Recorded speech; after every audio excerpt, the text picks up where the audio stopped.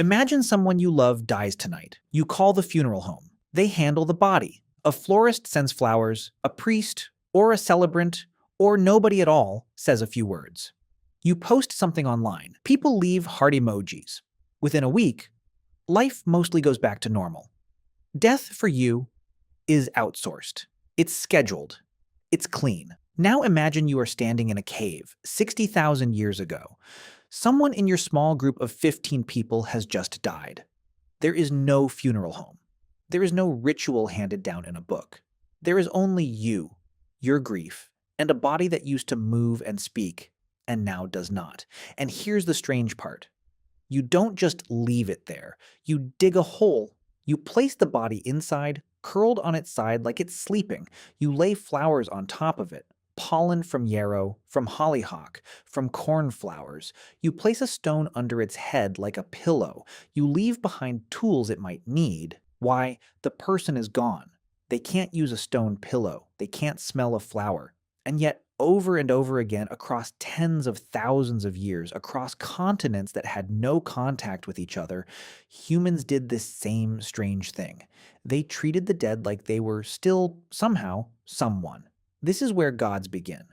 Not in temples, not in scripture. In a hole in the ground, next to a body, with a handful of flowers that meant nothing to biology and everything to the mind that placed them there. Let's go back further to understand what was actually happening inside that mind. For most of your evolutionary history, your ancestors' brains were built for one overwhelming task: staying alive long enough to reproduce. That meant one skill mattered above almost everything else: detecting agents.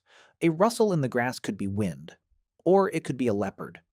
The humans who assumed leopard and ran survived. The humans who assumed just wind and were wrong did not get to pass on that assumption. Psychologist Justin Barrett gave this tendency a name: the hyperactive agency detection device. Your brain is tuned to see intention, even where there is none. Shadows become predators. Thunder becomes something angry. A run of bad luck becomes something personal. This bias didn't disappear when the immediate danger did. It stayed switched on, and it turned inward, toward the biggest, strangest absence a human mind could face: the death of someone who used to have intention and suddenly doesn't. Quick pause. If this is messing with your head a little, hit like. It genuinely helps.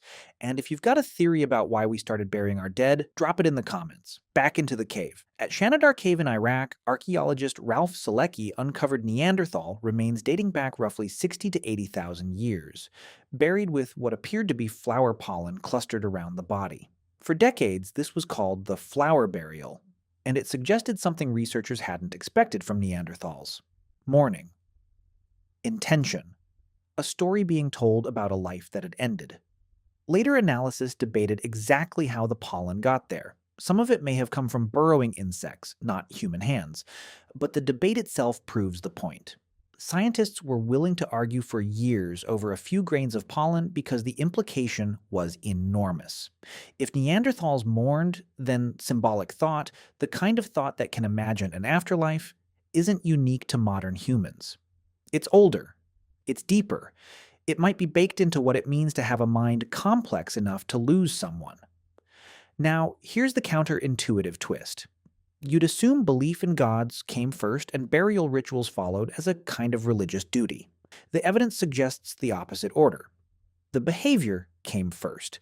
Humans buried their dead, marked graves, and treated corpses with ritual care before there's any clear evidence of organized religion as you'd recognize it.